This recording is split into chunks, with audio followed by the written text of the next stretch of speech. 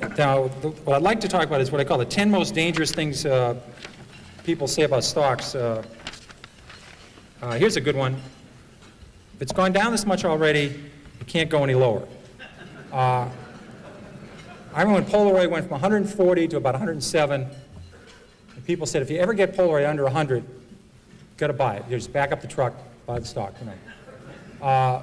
Stock you get to 110, then rally, fall 103, you go 112, go 105. They said, gets under 100, buy Polaroid. Polaroid broke 100, people started buying it, and within 9 months, the stock was 18. I saw the same thing with Avon Products.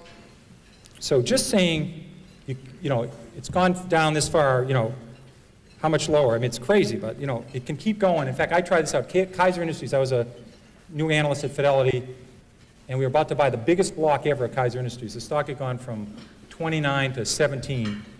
We're about to buy the largest block ever in the history of the American Stock Exchange. We bought, 10 or 15 million shares. At 15 3/4, I said, my God, the stock's gone from 29 to 17. How much lower can it go? So we bought this enormous block at 15 3/4. So I called my mother, and I said, Mom, I guess stock at Kaiser Industries, it's 10. So about 3 months later, I said, you ought to buy this. It's gone from 29 to 10. How much lower can it go? Well, it went to 9, it went to 8, it went to 7, it went to 6, it went to 5, it went to 4. Now, fortunately for me, this happened very rapidly, or I'd be working at the Stop and Shop bagging behind the lines instead of Fidelity. So fortunately, this was compressed in only about 6 months. So I had to go to the fund manager and say, I was a little bit early on this at 15 3/4, but we call this premature in the business. I had a correction, which, is a euphemism for losing a lot of money rapidly. So I said, let's check this again. The stock's 4. They own 45% of Kaiser Aluminum. They own 59% of Kaiser Steel. They own 38% of Kaiser Cement. They own all of Kaiser Electronics, all of Kaiser Broadcasting, which had 7 TV sets. They own Jeep. They had Kaiser Fiberglass. I said about Kaiser Sand and Gravel. They had a bunch of other Kaisers, and they had no debt. Now, in this room, because I know Freeman Billings is very interested in financial stocks, no one's ever gone bankrupt without any debt. Now, that would take a real, I think you have to give some kind of distinguished service award to somebody who did that. But they had no debt. I said, it's not going to go to 0. I was wrong when I said it can't go below 15. So we hung on, and within 3 years, they gave out the shares in Kaiser Steel, gave out the shares in Kaiser Cement, gave out the shares in Kaiser Steel and Aluminum, and they sold off all the businesses. You got about $55 a share. But if you didn't know the story, and the stock went from 15 to 11, and you're just saying how much lower can it go, when it went to 9, went to 8, you would have gone. So you can't just say it can't go any lower, because I saw Taco Bell go from 14 to 1 in 1974, and they had no debt and making 60 cents a share. There's a corollary to that that's even more dangerous. If it's gone this high already, how can it possibly go lower? Higher, sorry. That. Philip Morris, adjusted for splits, sold for 12 cents in 1951. And then it goes to 60 cents in 1961. So it goes up 5-fold, and you say to yourself, how much, this it never sold for that, but just for splits, you say, how much higher can this go? It's gone up 5-fold. They missed the power of Marlboro. They missed there's 220 countries in the world. They missed the cash flow of the company. They missed everything. This stock was a 100-bagger after going up 5-fold. But people sold it just saying, how much higher can it go? Can't go any higher. They did the same at Home Depot. They did the same with Toys R Us. I did the same thing at Toys R Us. Just saying it can't go any higher, it's gone this much already, that's very dangerous, and don't use that one. And it's a very bad thing to do. Eventually, they always come back. Here's another one that sucks. That's a technical stock market term we just use only in the stock market. The RCA just about got back to its 1929 price, was backed out by GE. Manville never came back. International Harvester, even with its name changed and adjusted for splits, hasn't got all the way back yet. Western Union, double knits, remember those wonderful things? Floppy disks. They don't have to come back. But they say eventually they always come back. Not true.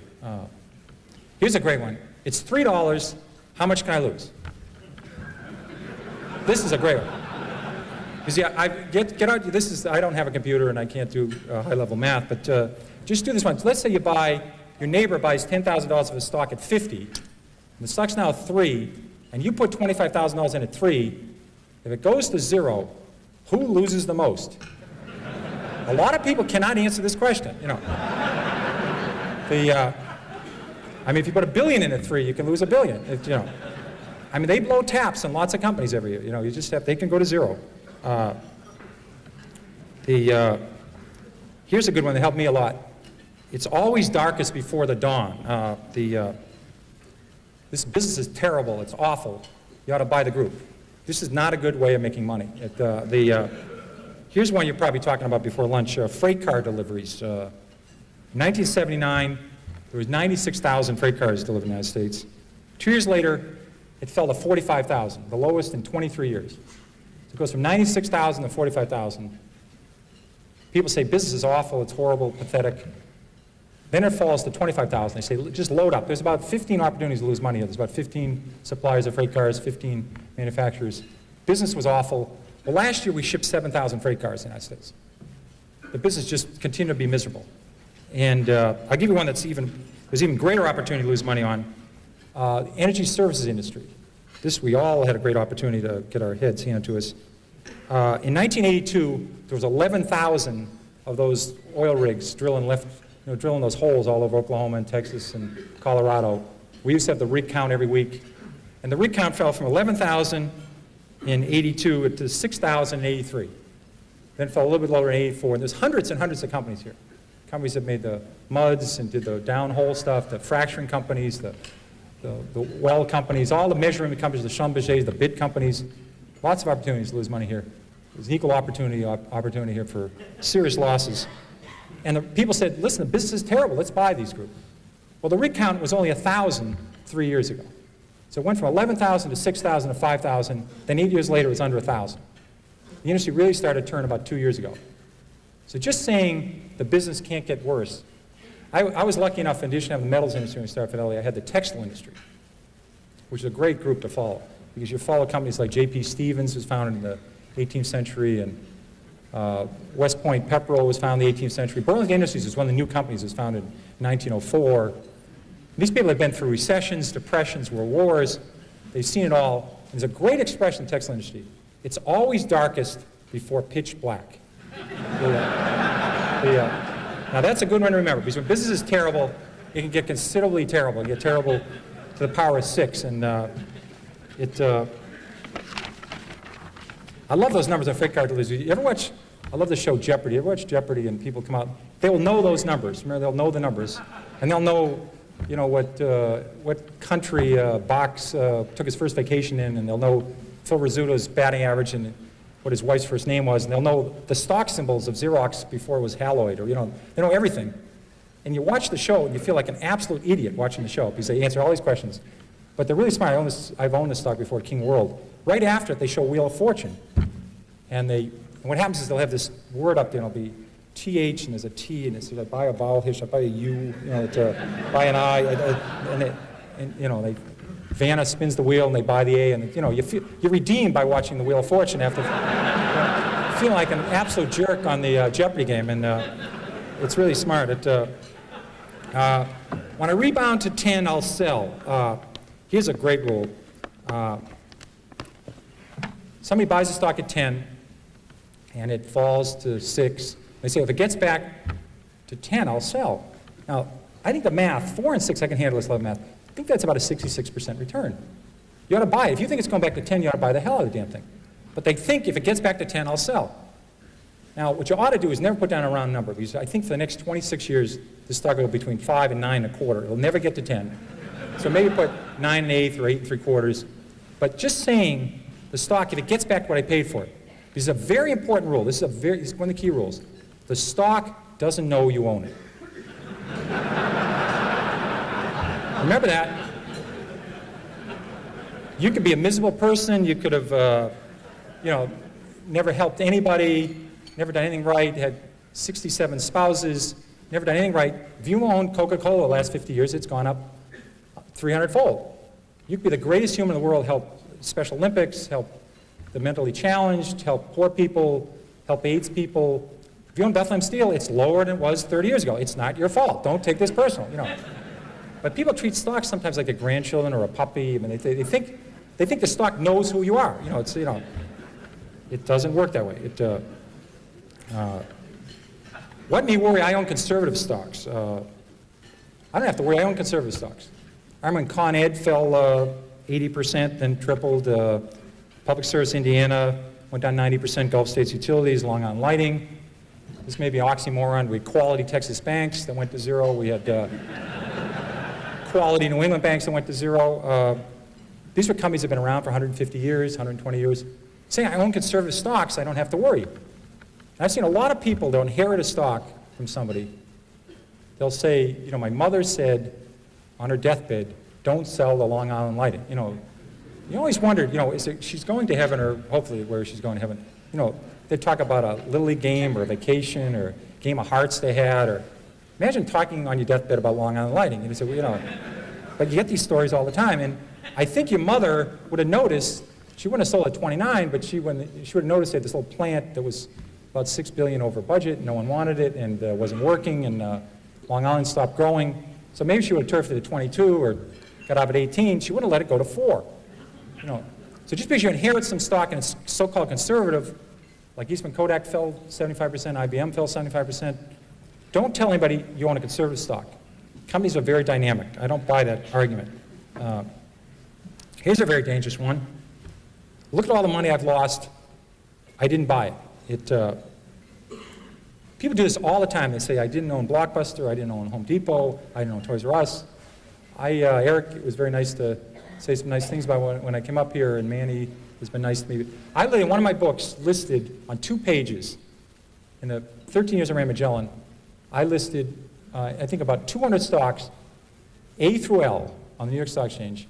They went up tenfold or more that I didn't own while I ran Magellan. I had owned lots of stocks. I listed 200 stocks A through L. I stopped at the letter L, and I didn't own any of these shares. They went up tenfold or more, and I was able to do okay with Magellan. And people worry all the time about missing Microsoft, missing Western Digital, missing United Airlines. They spend all their time worrying about stocks they miss. You cannot lose money in a stock you don't own. That's a very important, the only way to lose money is buy a stock, have it go down, and sell it. That's the only way. And I swear that people, their spouse has to cut out the newspaper in the morning, cut out the C's, and the person will look at the M's, oh my God, Microsoft's up 3, you know, I was going to buy 1,000 shares of Microsoft, I lost 3,000 of Microsoft last night while I was sleeping, you know. I was going to buy 7,000 shares of National Semiconductor at 10, it's now 17, I just lost $49,000 on National Semiconductor. They do this all the time. They have to cut holes. Thank God Blockbuster finally went away, because that was early in the alphabet. People would always be looking how much they lost on Blockbuster. I missed that one. I'll catch the next one. That usually does not work. Toys R Us, there was a lot of copycats of Toys R Us. There was Child World, there was Lionel, there was copycats of Home Depot. Buying the next of something usually doesn't work. It's very bad. It's like buying on dips. I think it's always better to buy from dips. I always thought it was a better rule than buy on dips. You may have to explain this to some other people. This is another technical term you may have to explain after hours what a dip is. I usually refer to it as plurals, dips. I never heard dip. You know, he's a dip, she's a dip. They usually only the plural tense for it. And it's a gender non-specific. It's usually plural. Dip is never used. Stock has gone up, I must be right. Stock has gone down, I must be wrong. I'm convinced that people do this all the time. They buy a stock at 10, they buy a little bit of it, it goes to 13, they now say they don't know anything more about it than they knew when they bought at 10. They have no idea what this company does, but it's gone to 13. Now they take a second mortgage in their house and buy it at 13. The best thing that can happen for us is the stock go directly from 10 to 4 for these folks. You know. It's going to go to 4 eventually, but it goes to 13 in the middle. They're convinced now, they bought 100 shares at 10, now they buy 20,000 at 13. And all the fact is the stock went from 10 to 13 is it went up. The average movement of a stock on the New York Stock Exchange this century, between its high and its low, has been 50%.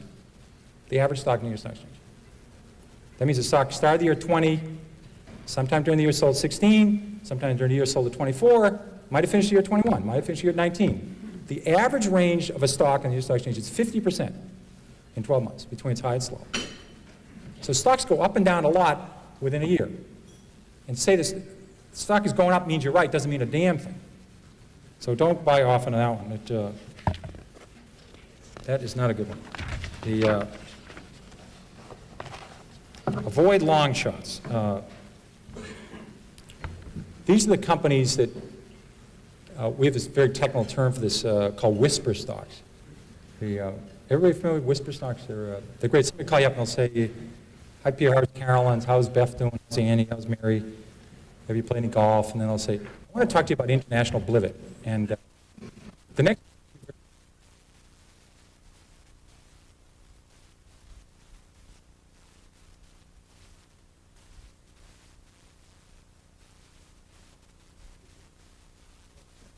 get one of those, they'll get a shorter term in those places where they have Nordic tracks and they put them away and they don't have to make big rocks into small rocks. They just watch movies and they have Nordic tracks, but they will not get these people if they whisper into the phone. And these are always these long shots. You know, these are the stocks that are going to grow hair and make your kid have better spelling and your breath's going to improve and you won't have to iron your pants. I mean, it's one of those stocks and they always do everything for you. But they're missing, they don't have any sales yet. You know, that's the missing element to the story. The story is sensational. There's no profits here, no sales yet, but my God, if this works, it's going to be the next Xerox, you know, and it's going to help Burr and space and everything. You know, it's a very, very good deal. Now, this is not a long shot. This is a no shot. You have to separate these out. I've tried 30 of these. I have never broken even on a long shot. Never. I've made 25, 30 times my money on some stocks. I never thought about Sallie Mae or MBIA or Fannie Mae or some of the banks or Stop and Shop. I'd make 20 times the money, 30 times the money. I had no idea. I thought the stocks were going north. I had no idea. You look back 10 years later, you say, my God, I made a lot of money in this thing. The ones I went into thinking I could make 4 times my money, I've never broken even. So don't do the long shot, guys. They don't work. They simply don't work. And again, if a stock's 3 and it has huge potential, write down the story, take the stock symbol. If it's going to 300, it's okay to buy it at 15. Check in later. Check a year later. See if it's still listed. See if it still get a quote on it. See if they still have any earnings yet. But if it's going, write the story down. Some of these work. I haven't heard yet, but maybe they will work. But it's worth tuning in 6 months later.